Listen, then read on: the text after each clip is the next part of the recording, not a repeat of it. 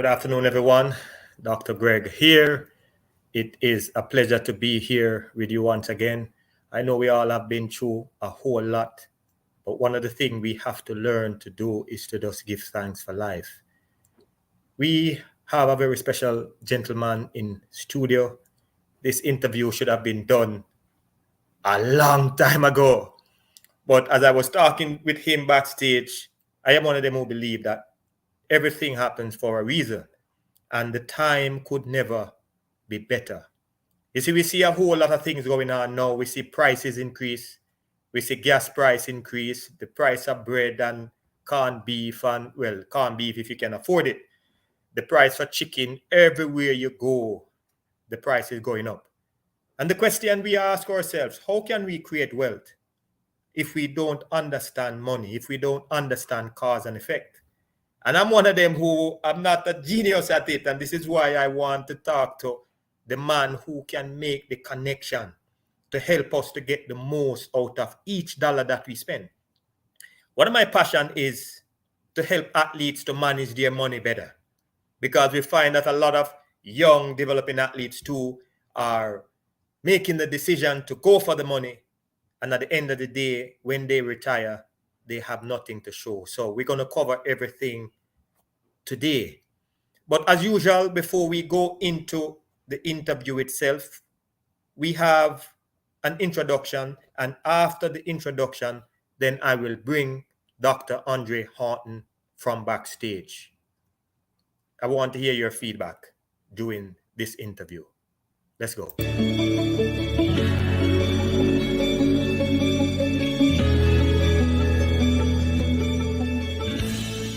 Passionate, dedicated, and determined in liberating his people from poverty is what Dr. Andre Haughton was born to do. Like the leader he is, Andre's mission is to be a servant leader who his people will respect and follow. Without a doubt, Andre believes that every individual, especially the inner city males, should be ready to give their best effort to seize any opportunity regardless of its size. Andre knows that overcoming poverty is a daunting task, but if Jamaicans at home or in the diaspora are willing to work together alongside his team, they can positively influence others we hope are living in dire poverty to become the best version of themselves. While some who can make a difference will sit and watch the island of Jamaica being destroyed by indiscipline, ignorance, crime, and violence, Andre has pledged that he will never ignore the voice or the cries of the poor, the disenfranchised, or the destitute as long as he is alive. Andre is committed to giving his all in terms of time, energy, and information to make Jamaica a better place for all to live. So without any further delay, and with great honor and respect, I welcome former senator, an esteemed professor, a friend and a relative, and a future leader of his people. Put your hands together and welcome to the stage Dr. Andre Haughton.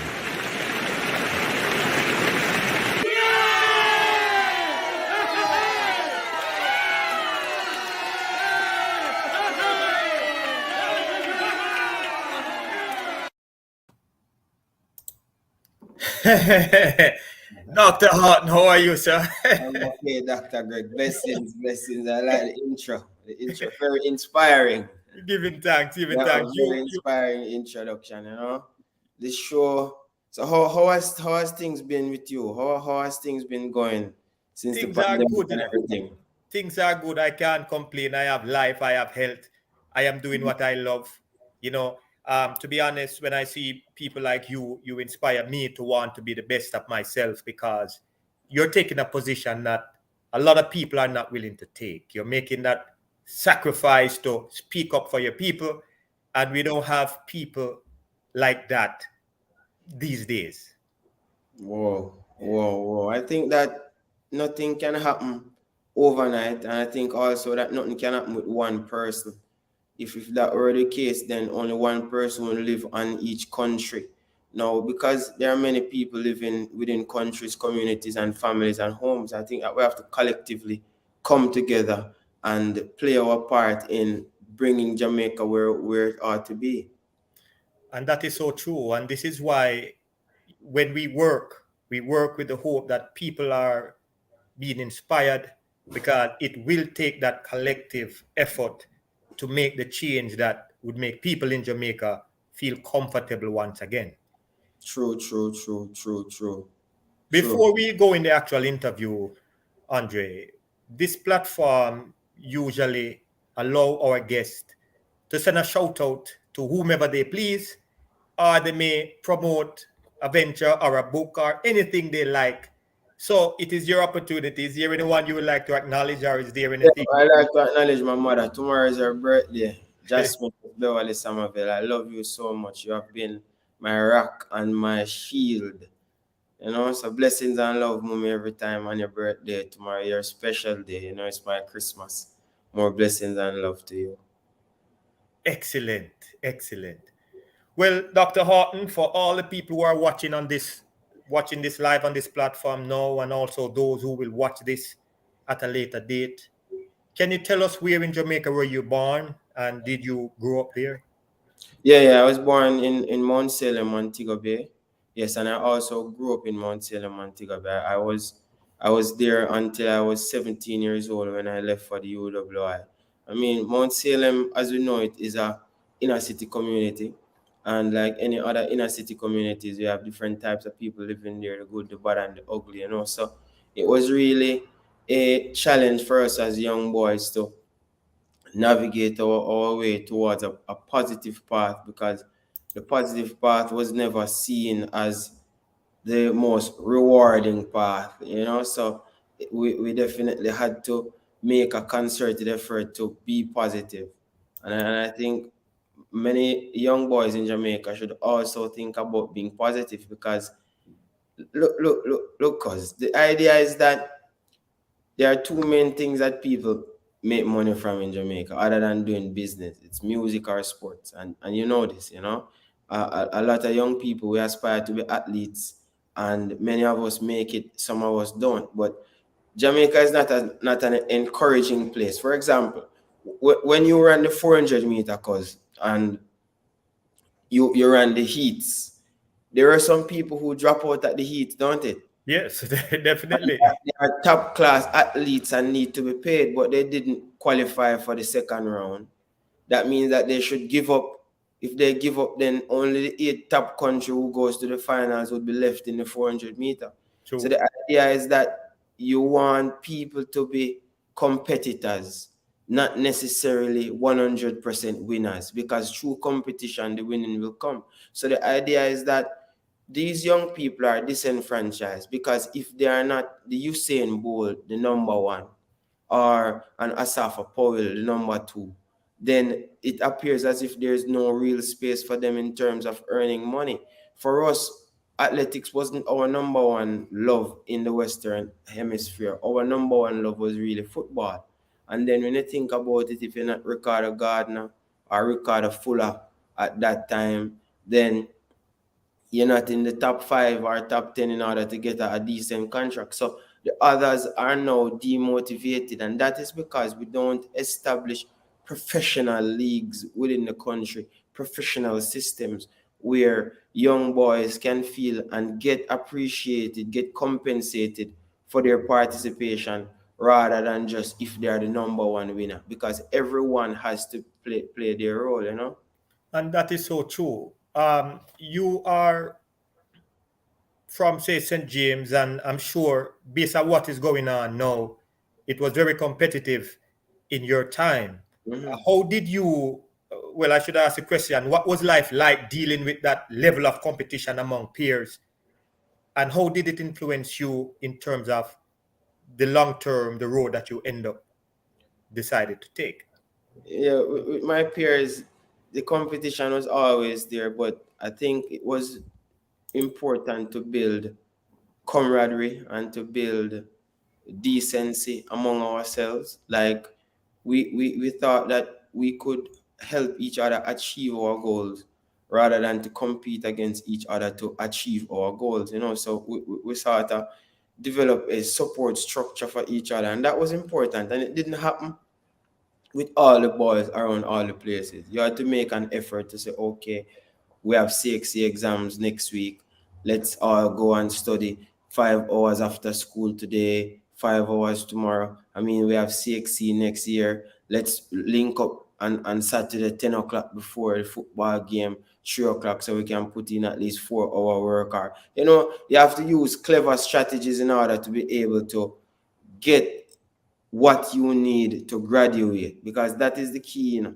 Your mother always said to you, say, you don't want to go to high school like flower and come out like Toto, you know. Yeah, you know that saying? Yeah, yeah, yeah.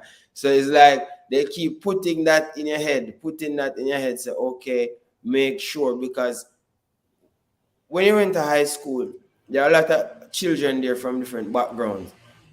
You always find that, I mean, the Indian students are always very brilliant. I mean, the in between, the China, the half white, the black rich, always wayward, some of them, and always not taking school as serious as they should. So your mother always have to tell you, don't follow him, because you know they already have their way out. And the education is always going to be our way out. So we have to make sure that we put our best foot forward where that is concerned. To be honest with you, when I started high school, education for me wasn't my way out. I was wasting time like a lot of these young guys who looking for a golden opportunity. Yes, so did I, because it's not you alone. So did I and many other young boys at that time. But was there a motivational or an inspirational event that happened in your life that changed the way you look at life back then to where you are now? Yeah, man. I mean, it's always my mother, you know. She's has always been there as the person to keep me straight minded and to provide me with the motivation necessary to move forward. It's always like you're looking at your future, as in what do you want to become, and then what are you now, and then what exactly do you need to do in order to become that person in the future. So it has always been okay. Now things are getting serious. You wasted 3 years, you're in fourth form, things are now getting serious. It is now when it counts. It counts now. So when it counts, that's the time then you put your shoulders to the wheel and you get cracking, you know? Mhm. Well, there's a lot of excuses that people come up with, and some of these excuses are valid in my eyes. It is said that many of the youths today are losing their way because of the absence of good fathers or male role models in the home. Did you grow up with a father Yeah, man, when I you? grew up with a father, you know, not in my household. I had a stepfather in my household who served as a really good example to me. Very clean, very honest person. So I emulated a lot from him. Yeah, my father was a good man, hardworking, and I observed that and emulated that from him. But when I was growing up, my father at the time didn't really understand how vital education was. So it was always more about you getting a job or you earning an income for yourself, but he didn't understand the foundation that he needed to really earn that income. So it was really my mother who was very, very interested in the school thing, because I think that it was important for her son to really assimilate that level of education. So over time, I started to help my father to understand the value of education, and he started to realize. And I have brothers, and all of them are university graduates. So my father has 4 boys, and the 4 of us. As a matter of fact, the brother that follows me is now in England doing his PhD. So that will show you how serious my father's sons have taken education. My other brother who follows him got a first class degree in biochemistry. And I don't think that was easy to do. So Certainly, it took a certainly. lot of discipline from him. So, you know, so Yeah, my father has always been there, man. So I was never a person who was like you, that's a fatherless. You know, I've always had him there, could have pinged something off him if it wasn't like straight to me, I could get discouraged, you know. I speak more of my mother because she was in my household, you know, but my father was always there to assist in every way that he can. Okay. And I appreciate you clarifying that because all the time I heard you talk about your mother, and it was curious for me to see. No, man, it's just, you know, that for boys, you always prefer your mother more in terms of, because they are there, they are the nurturing one, they are the, you know, so you understand? It's like, Yeah, yeah, yeah, yeah, I understand. Well, mm-hmm, well, put it this way: I never had a father in my home, and mm-hmm, it was always my mother. And I look back into my own life, and I saw that I got disciplined later on in life when I saw the opportunity there. mm-hmm, I used to rebel against male authority mm-hmm, because I wasn't used to that.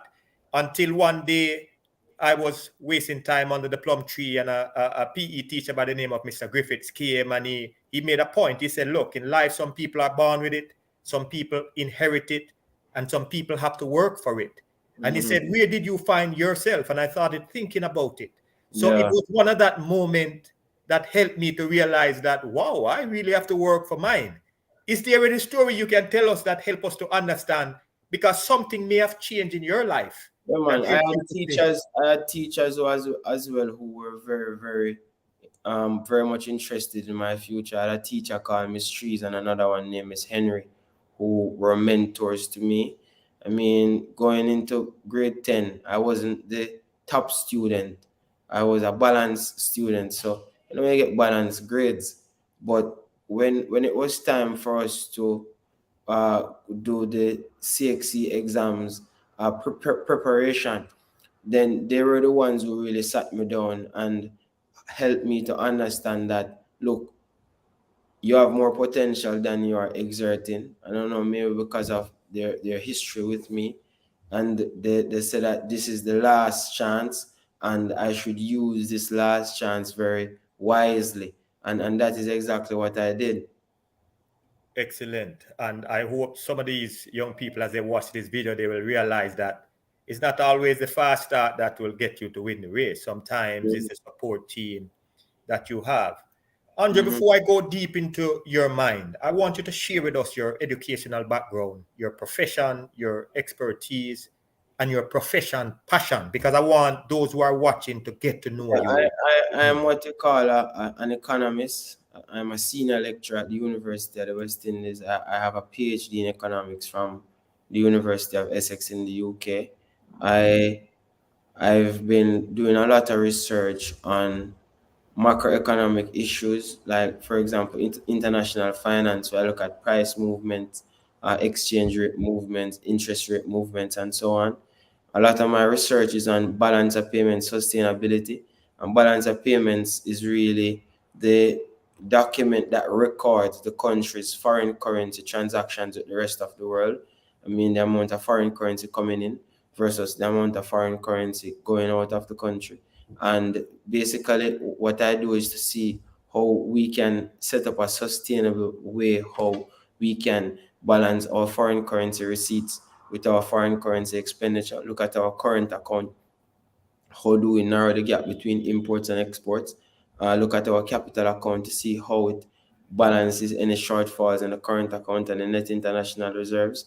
My research also looked at the monetary policy transmission mechanism, which is really when the central bank changes their policy rate, how does that pass through to domestic retail lending and deposit rates, you know, so how best those can help borrowers and what the commercial banks are doing in terms of if they are passing on the benefits or they are passing on the cost. So you see, in every country and every discipline, in order for it to move forward, you have to use research because it is research that does everything. I mean, a man is running in a corduroy pants, and the research says, no, you can't run in the corduroy because when the breeze blow, it's going to slow you down. You have to run in spandex, you know, you have to run in tights because if you're running short. So it's the research that helps people to understand processes more,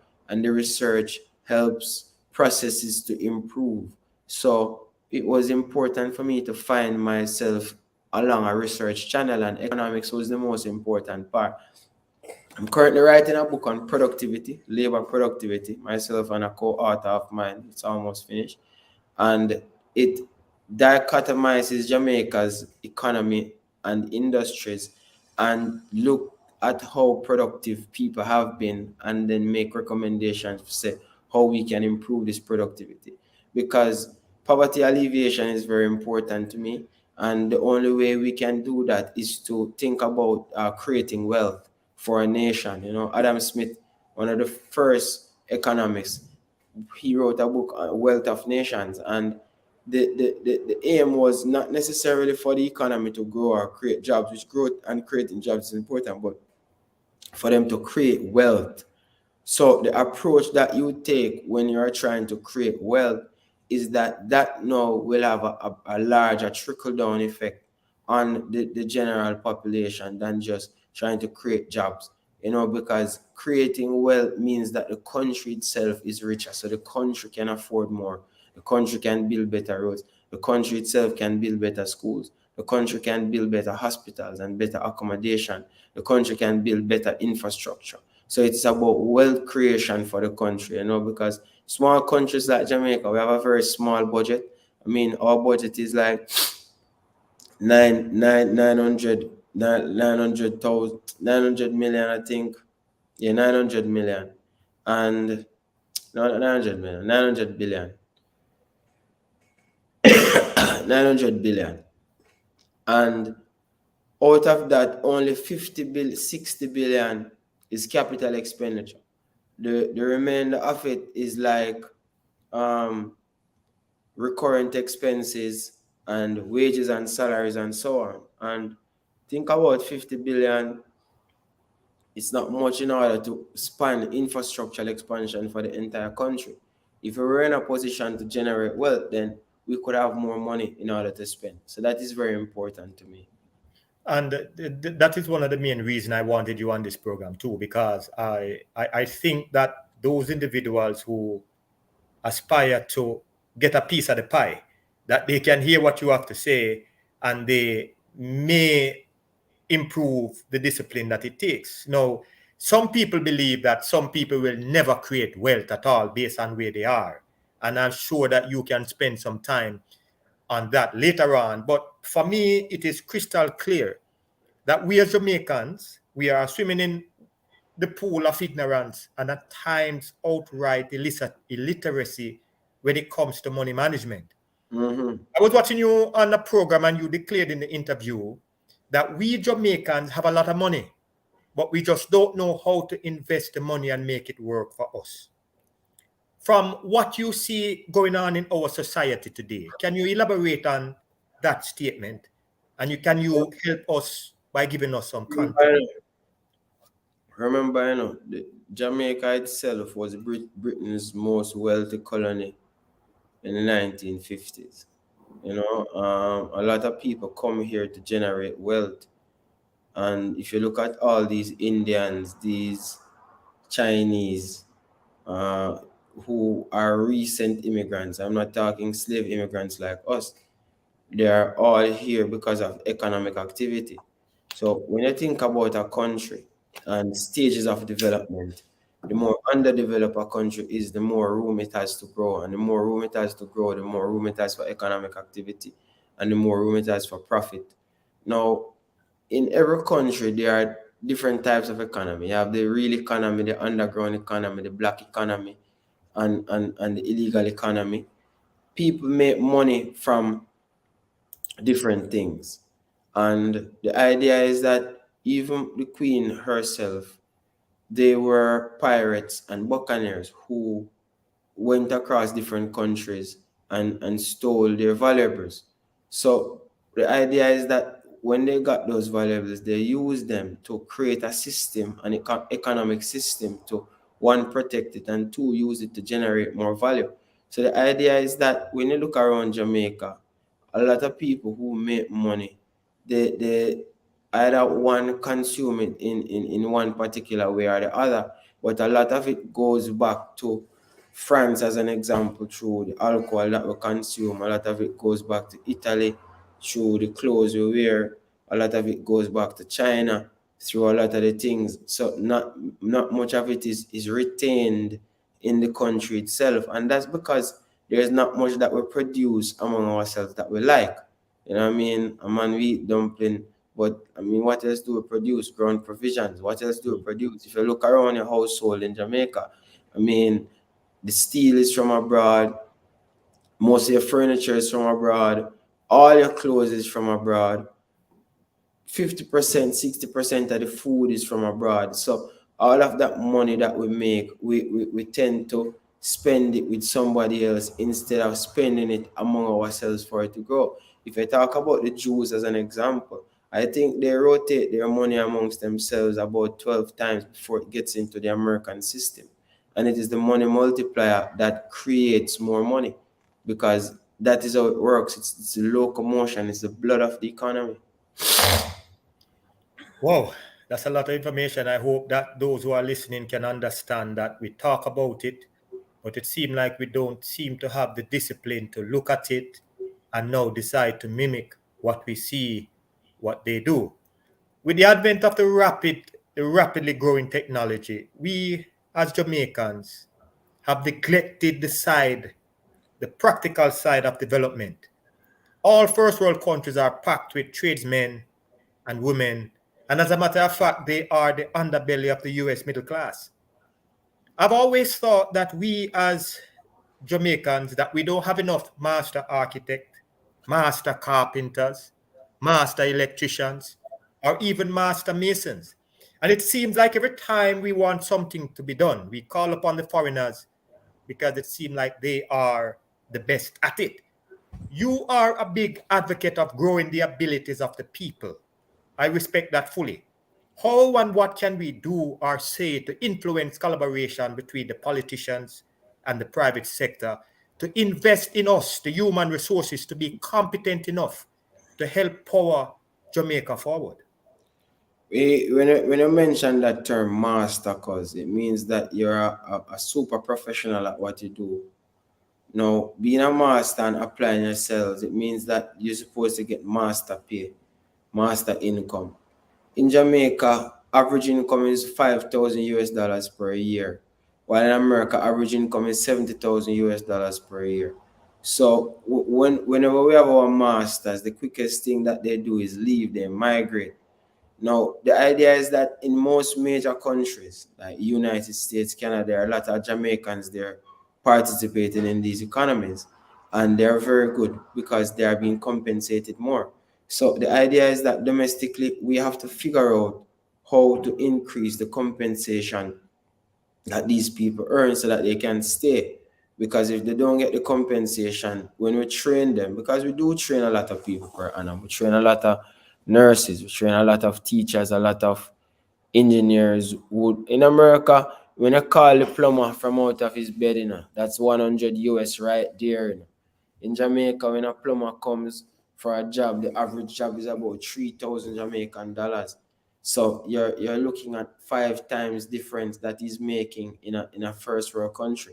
So we have to think about how can we create more wealth so that that wealth now can be distributed to the professionals in a more equitable manner where they can see the fruits of their labor from whatever they earn. Ah, so so what can be done? If we always hear people talk about the brain drain. So the idea is that everything is rooted in value. I mean, if you have $10 and a man comes to your house to be a plumber, you might be willing to pay him five. If you have $100, you might be willing to pay him 20. And even though the 20 is not proportional to the 100, the idea is that the more you have, the more you are willing to pay Yeah. in order to get something done. And these services are spillovers from the level of income in the economy. And that is the scenario. Well, when I look at the hardworking Jamaicans still, it's my heart goes out to them. You always talk about the average person, the minimum wage, and that it is not enough.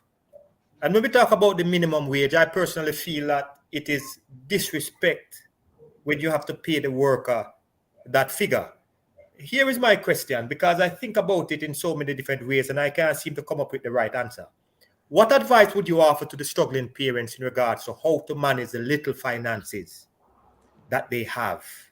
Boy, Jamaica is a really strange country, because I saw my mother do it. She was a low income earner, and we live a very good life on that low income. Many a times I'll have to get budgeting advice from her, but she has never overspent, and she always try to get value for every dollar that she has. I can remember going to the market with my mother when I was younger, and if I went to the market, I just buy. But when she goes to the market, she have to walk out the entire market first before she start buy. That's basically shopping around, because Yeah. she want the best fruits and vegetables, the lush, at the lowest prices, and she always got that done. So it's as if our country was being run by our mothers, then I think that we would have a better country, because their aim would always be to get the most out of the little instead of trying to get the least out of the most. And that is it. We depend on the budget too much. A lot of the infrastructural projects that we have across the country depend on the budget too much. We need to be able to, for example, like a country like China, where the government owns significant business, so government revenue is high from not just taxes but from other streams of profit. And this is important, because what that does is that it gives you now more money in order to distribute around for more projects. For the individuals and those who are low income earners, the idea is always to try to get value for your money. And the extra that you have, don't be afraid to invest it. Hmm. Because the side hustle now is becoming an important thing. A lot of people are selling phone cards, selling cigarettes. So you buy a box and you sell them one sticker. You buy 10 phone card and you sell them one. And there are a lot of people who now have to be able to balance their income streams. And it's very important for them, because otherwise they won't be able to meet their monthly expenses. Okay, so basically, misplaced priority is what we're talking about. Yes. We used to have a strong saving culture, but that seemed to be dead now with a lot of the good values that we used to have as a nation. We have adopted the culture of blind spending on some of the most unnecessary material things, such as the designer clothes, red bottom shoes, fake hair, long fingernails, expensive phone, and oh yes, the bleaching cream. And then we start to ball and say, boy, we don't have the money, we broke. But how do we go about educating the future of Jamaica so they don't relive the mistakes of their parents, uncles, and aunts? Yeah, they say different civilizations and different countries grow in different way, and different people consume in different ways. There are a lot of people who get benefit from a particular approach to consumption that is about taste and preference and lifestyle. So one might buy her hair because she think that her hair is good enough, but she want to change her style. Nowadays, they say that bleaching is like the clothes they wear is just like style. So it's not that they want to get brown, it's just like it is in style. So they bleach. It's about understanding how nations grow. It's about understanding how cities grow, how communities grow, how families grow. And that is through the coordinated of use of funds in a productive manner. As I say, consumption is now the order of the day for us. And it's not just Jamaicans, it's for black people straight across the world. We are a generation of consumers.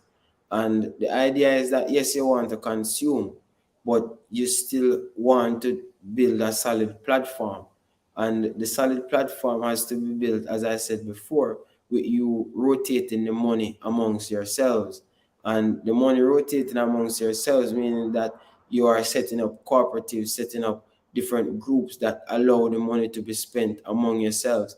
And that is the most important thing, And when this money is being spent amongst yourselves, then it will give you more in order to create more. So it's a cycle, and we have to understand the cycle that every time we buy these expensive liquor, it goes to France. Every time we buy these expensive designer clothes, it goes to Italy, and so England. So the idea is that we have to figure out what do we produce that we want to consume, and how can we leverage this to the rest of the world to earn the income that we need in order to facilitate the purchases that we want. Because it's very difficult to steer people's, taste and preference. I go tell them, say, all right, let's wear those bandana clothes like we used to wear back in Africa. And when they watch the TV, they see Greg Haughton in a nice Dolce and Gabbana shirt. And even though, so it's like they're saying, I want one of those shirts, make some money like Greg Haughton to look clean,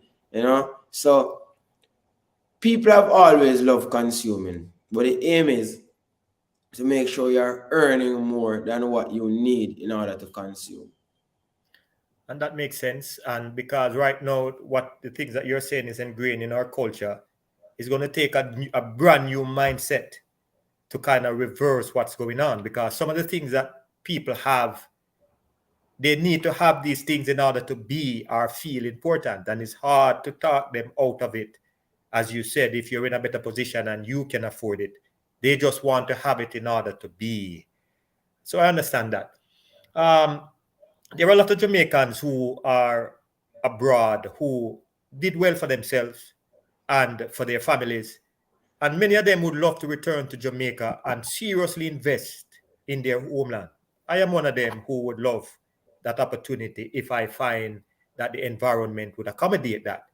Can you explain to me why it is much easier for the foreigners, like the East Indians, the Syrians, the Chinese, or the Lebanese, to come to Jamaica and be accommodated with all kinds of breaks? But for a Jamaican, this reality seems difficult to accomplish.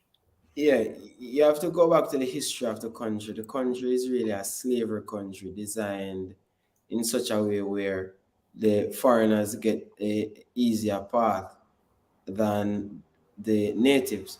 But the idea is that now things are changing, and the diaspora will be given a more accommodative platform, a more accommodative entrance to the country, but it needs the legislative backing. And these are one of the reasons why I offered myself as well to be a part of the political process, because I realized that a lot of the things that are necessary for us as a people to be able to accomplish what we want, we have not been able to achieve this because we don't take care of our own, and we don't lay the same red carpet for ourselves as we do for others. But that shouldn't discourage us from wanting and making the effort. And I think that collectively now we have to open some avenues, and we will be working on that for the diaspora very soon. Okay. Well, that is good. Well, I can honestly tell you that this platform was made to motivate, inspire, and teach. Yeah. And I always wrestle with this question. And I think you are the best person to answer this. And you can help those in Jamaica too to answer, to come to some conclusion when it comes to this. Can you share with us why is the Jamaica dollar sliding the way it is sliding? It keeps losing its value, and it is losing its value rapidly. What can be done to bring back the value to the Jamaican When dollar? you, And when you is it look at the possible? value. So that just says using its value. So the idea is that the strength of your currency dictates the strength of your economy, or is reflected, or the strength of the economy is reflected in the strength of your currency. We have to, as I said before, we have to figure out how to generate more wealth and create more value for the country. We need to figure out goods that we have comparative advantage in, for example, music and sports, as well as condiments, and produce these in a reasonable way to generate more wealth for the country, to increase the amount. Sorry, yeah, you can clip out that. To generate more wealth, or to increase more value for the country, because that is important, And it is about wealth creation. It's never about job creation. It's always about wealth creation, creating more wealth for the people. And that is the important thing that we need to think about. Is it ever possible for a little man who don't even have an education but have that desire to want to create wealth? Of course, Where there would are, he start? there Where would he need to are start? many people in Jamaica without education. As a matter of fact, what the research has shown is that whilst education can bring you to the middle class, there's no correlation between education and like wealth. You know, there are the more wealthy you are, the less education a lot of these people have. And the idea is that education can bring you to the middle class. And a lot of the people who are in the lower class and poor, it's important for us to get education because it is what is going to take us above the threshold. But to move further over that threshold, then education, it's about ideas. And ideas are entrepreneurs, and entrepreneurs create ideas. And these ideas are now what are creating what we call unicorns. And these unicorns are companies that within a year, 2 year, 3 years, they're worth $1 billion. And those ideas can come from anyone. It can come from anywhere, from a little man in Mount Salem to a little youngster in Clarendon to someone over there in St. Thomas. You know, they can get these ideas. All they need is the backing for these ideas to move them forward. Mhm. It's evident though, Andre, that you are a patriot for Jamaica. You want the best for our country. I can honestly say that a lot of people are doing their best to make it work, but because you're a public figure and we see what you do, we believe that you want the best for your country. We feel that you are connected to that little man who uh, you seem to understand some of the things that the little man want to achieve in life.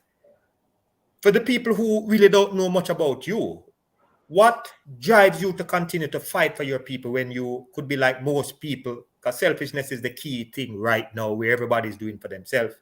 But what drives you so you can continue to focus on your people instead of going out there and making money I with mean, your? to me, it's a work of art, you know. Like for example, say you are a carver and you carve statues.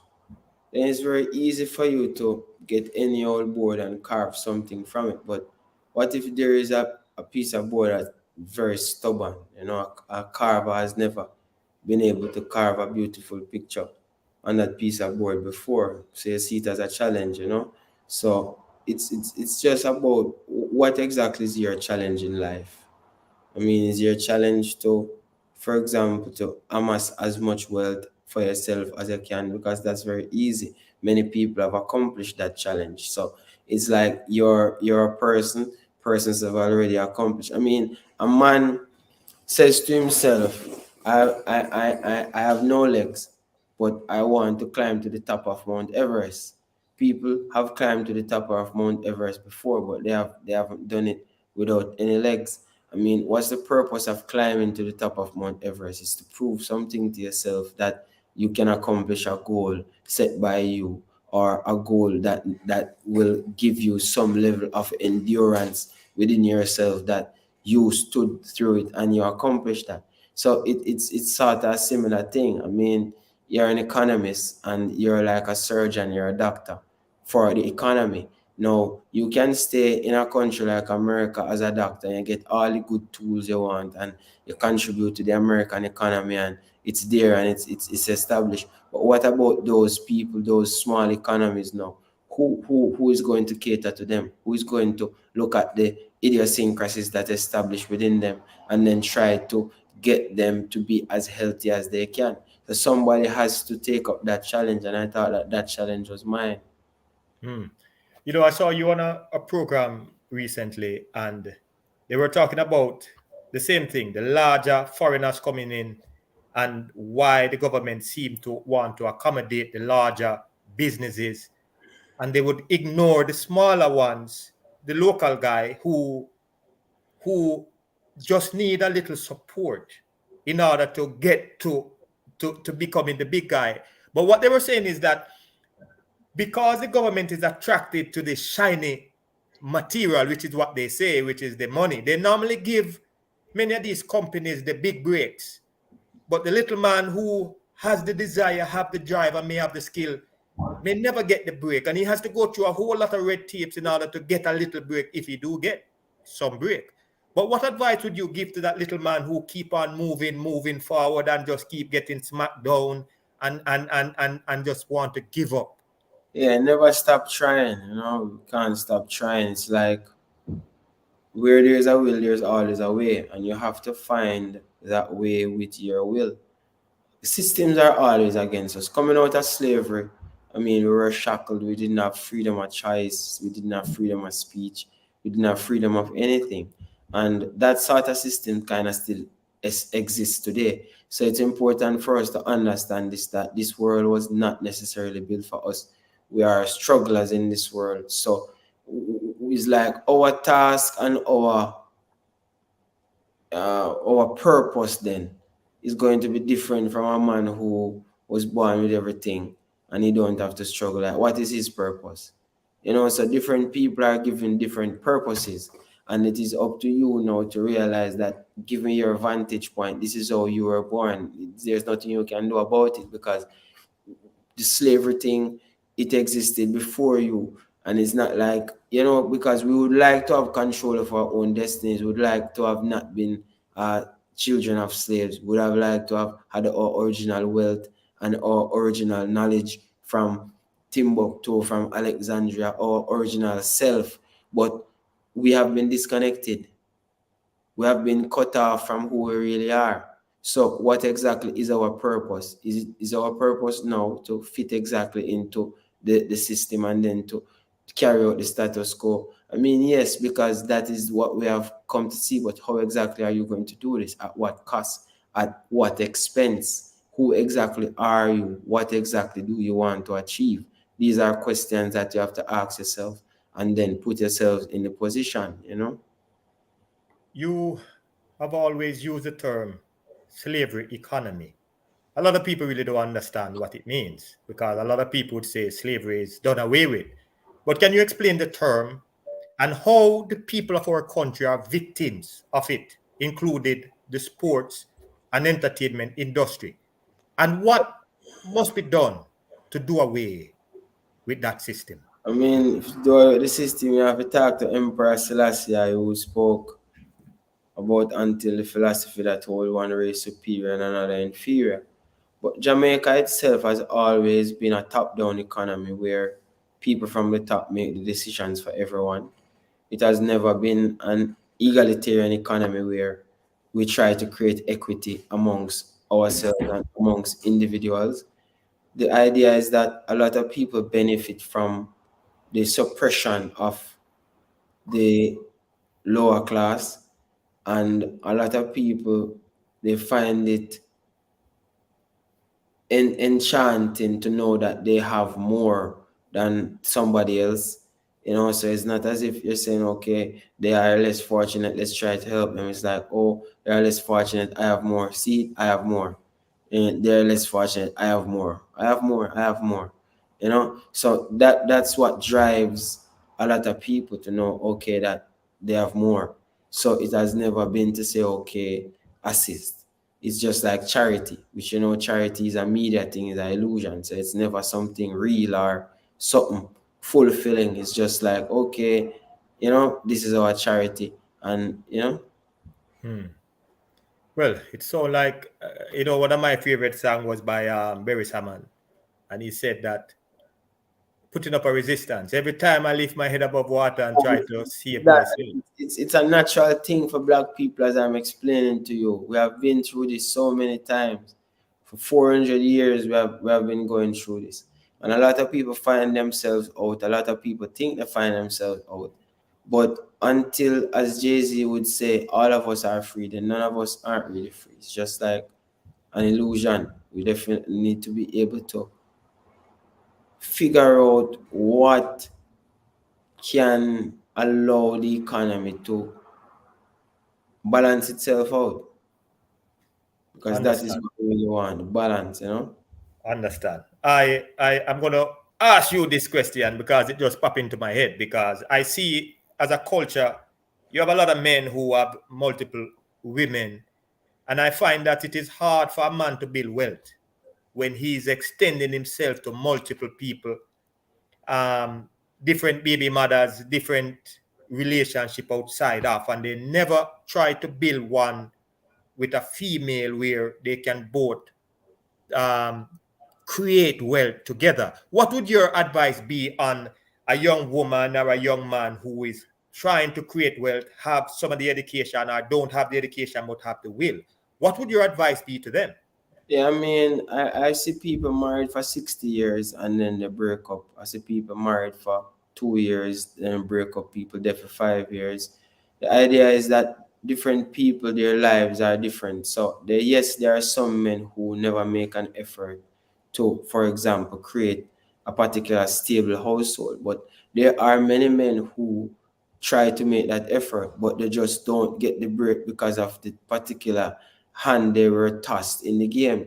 So the idea is that many times the sacrifices that a lot of people make for a particular relationship and the pressure that they feel is not natural. So yes, there are some people, for example, who they are in a position to have one wife their entire life and they are very happy. But there are some who I have an uncle who was married 4 times. I was common law married for 5 years and we broke up because there are a lot of people, there are a lot of things, distractions in the world that will force people to do things, and then sometimes the man want it, the woman don't want it. Sometimes the woman want it, the man don't want it. So it's like the trauma that we have been carrying throughout our lives since slavery and so has been, especially us as black people, it has been having a negative impact. So it's important for us to understand and deal with that trauma and not necessarily to wholeheartedly judge a scenario, because sometimes how it appears is not necessarily what it is, you know. And that is so true. That is so true. In a recent interview, you said that your mother valued education. So naturally, you wanted to make her happy. So you turned and gave your best. And in terms, it paid off for you. Today, we can see a large portion of the population in the garrison seem not to see the value of education. The easy way seemed to be very attractive to the youth, almost as if laziness is a crowning achievement and hard work seemed to be a disease.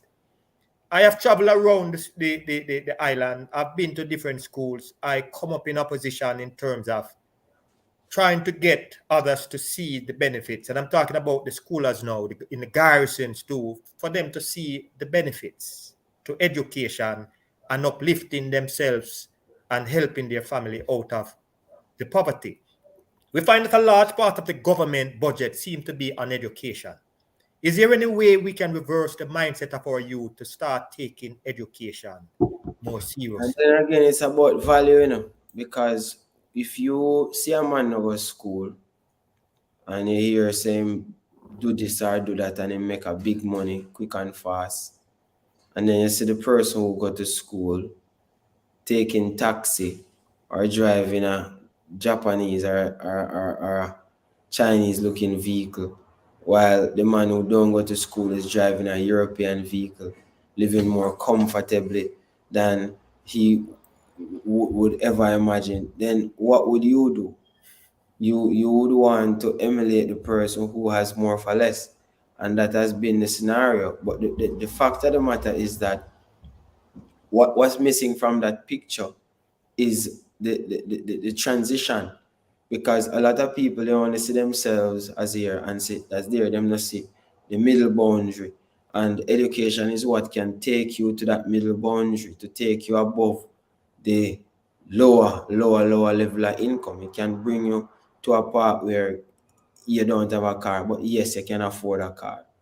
You understand? And if you take it seriously, it can afford you a German made vehicle same way. It can afford you a nice house. It can afford you beautiful women. But it's not pervasive. So a lot of them don't emulate it. So you were in politics, so you see some of the struggles. But I'm one of them who believe that it is mindset. I want to believe who believes that this ever-changing culture is erasing some of the fundamental principles that our grandparents and great-grandparents shared with us. Mm-hmm. But what can be done to get some people to understand that just like how you decided that you did not want the fast life because that too come with consequences, Yeah, right? that was a personal choice, and people now it's like get rich or die trying for a lot of these young people. That's Mm. their motto. So it's not like it's, oh, I want to be able to be comfortable without the police on my back. It's like, okay, the police have to do their job, I have to do mine. I totally get it. It is said then that the politician and the private sector bigwigs cannot relate to the real problems of the poor. I was talking to a friend a few years ago, and when I tried to tell him about some of the things that went on the underground, he had no clue, he had no idea, and he did not believe that these things happen in terms of even some of the side hustle that you talk about. From your knowledge and experience, would you say the narrative has merit in terms of some of the politicians and some of the private sectors really don't connect and understand with the poor and what drive them to be who they are? If that is the case, what does that spell for the ordinary Jamaican and the future of Jamaica? I mean, I think that some of them do. I think probably they don't understand the extent of what people encounter, but they understand on a general basis what people really go through. That's why they use the money as a tool to solicit votes so easily, because they know that a lot of these people face these challenges. But in terms of what can be done, a lot of the things is left up to the politician in Jamaica, which should not be the case. I mean, the politician is there to play politics, help with infrastructure and so on, but the real success of a person should really depend on them and their families, don't you think? I mean, in True, America, true.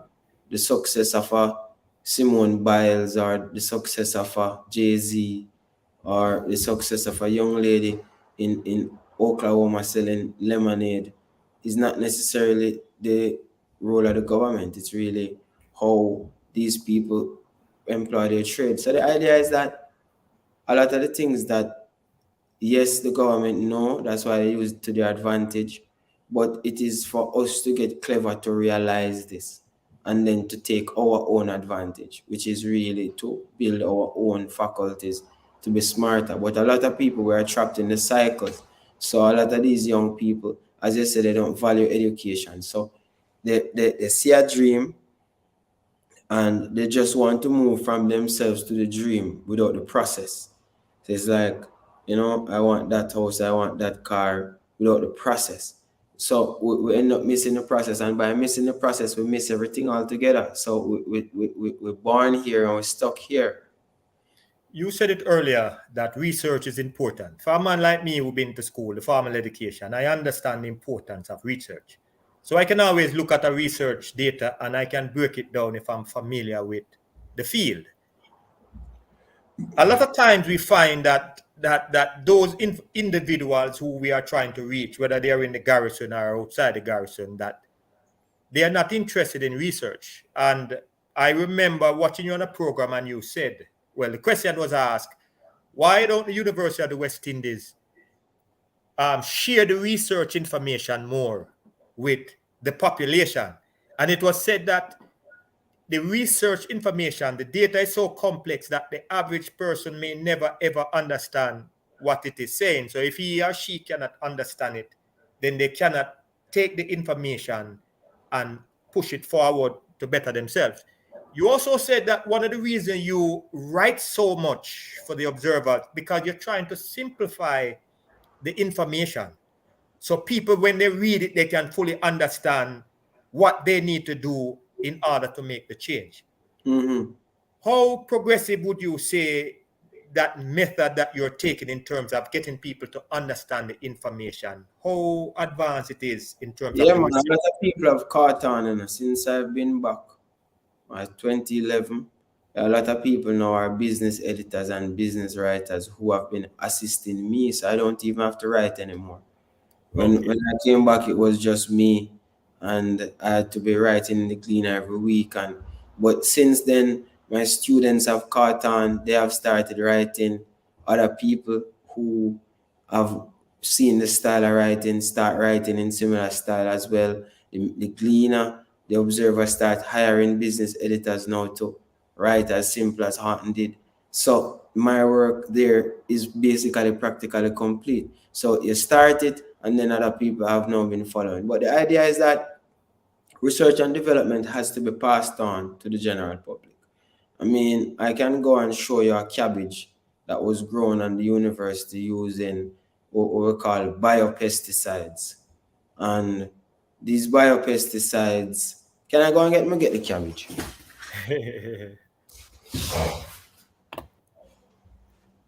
Yes, I hope you guys are in tune with what's going on, because again, the goal here is to help people to understand how to make the most out of the dollar that they earn.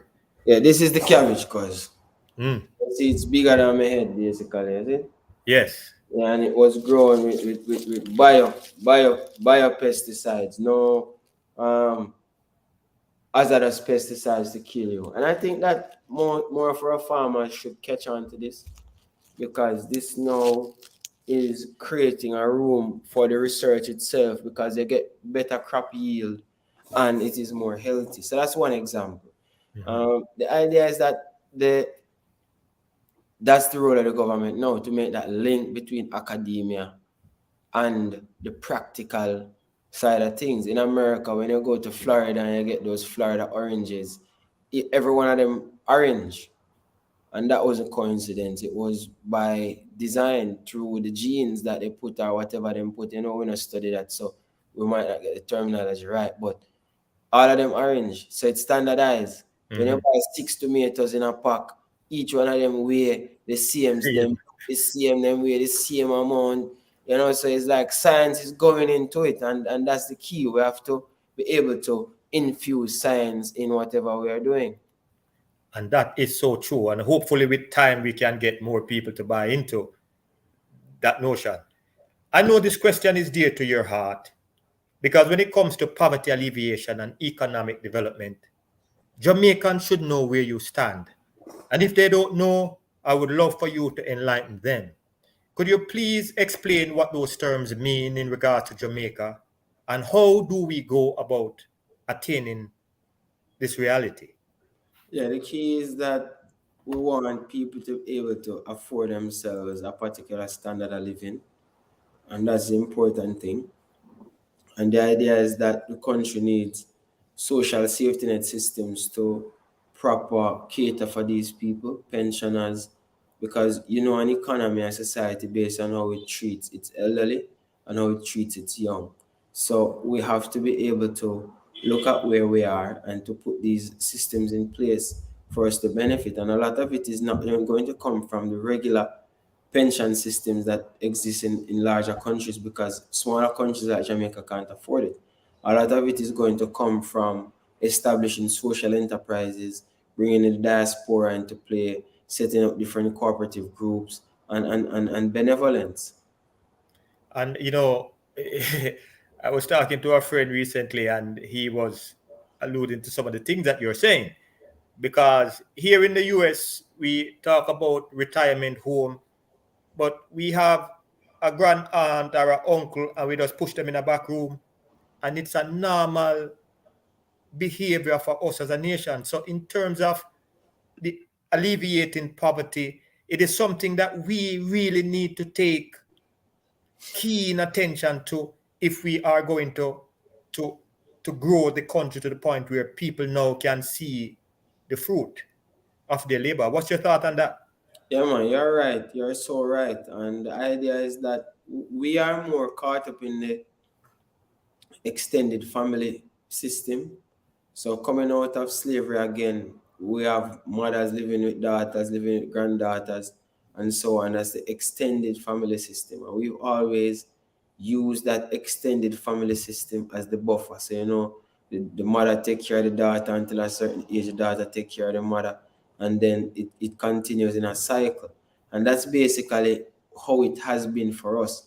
The idea now is that it's getting larger, and we have an aging population. So there are more old people than people who are working, and we have to figure out now how to increase the income of those who are working to take care of those who are not. Makes sense. Makes sense. It is always best, Andre, to release the spirit of collaboration with one another to honor and build a strong community within humanity. Some of us may have dreams and desire that may never be fulfilled, but will the upper and the lower class ever come together to make Jamaica a true paradise that many of us desire? What are your views on that?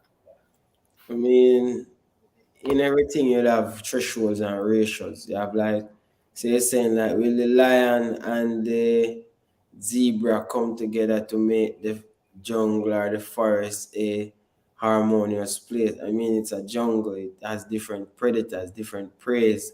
So the fact is we have to understand these differences and know where we fit in these differences rather than to try to see how we can fit them into our own ideology or our own wants of the economy, because these exist and we have to know figure out how to negotiate them.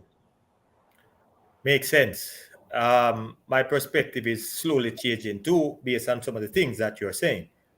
For Jamaicans by Jamaican, I have held that view for a very long time. I do not know of any subject in school that examine the reality of people, and it's tailored for the students of Jamaica. We see a whole lot of chaos going on in Jamaica now. We see them putting up metal detectors now because of some of the issues that the students are having now.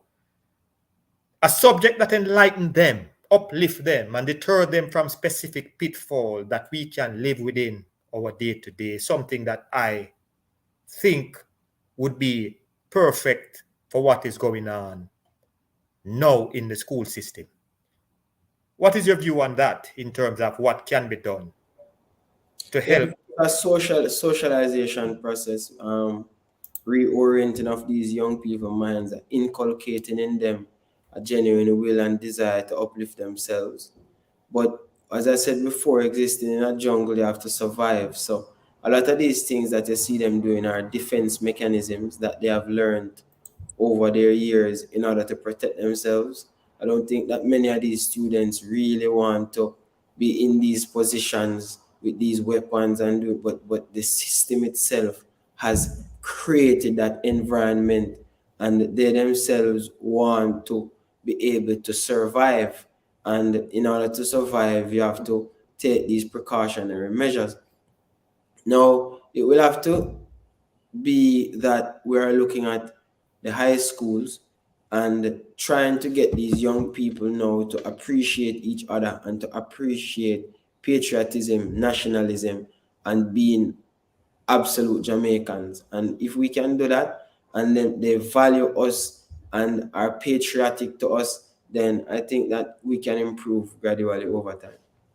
Back in the days, we used to do that, where every morning we will sing the pledge and we will talk about, and these Yeah. things usually make a difference for us because we would appreciate Jamaican things and the maroons and the history, etc., etc.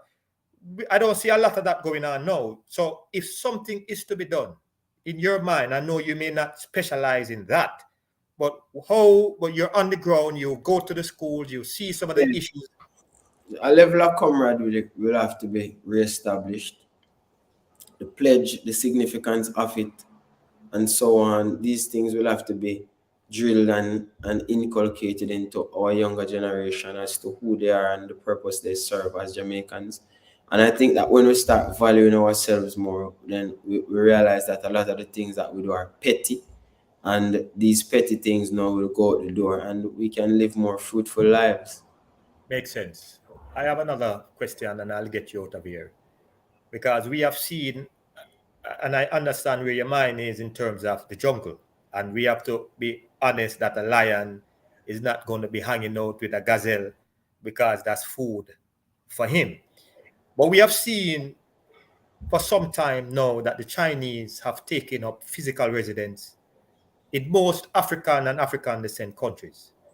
Knowing how long term and strategic the Chinese think, what do you make of their global move and what does it mean for Jamaica and the future I of mean, Jamaica? I think I kind of admire it. I admire how the Chinese coming out of nothing has really put themselves in a position to be the globally dominant economy. I mean, think about it this way. How clever is this? You make the goods, you send your people to these countries, send them the goods, to sell the goods, collect back the money, send back the money. So you are at every step of the value chain as a nationality. Now, how smart is that? Very smart.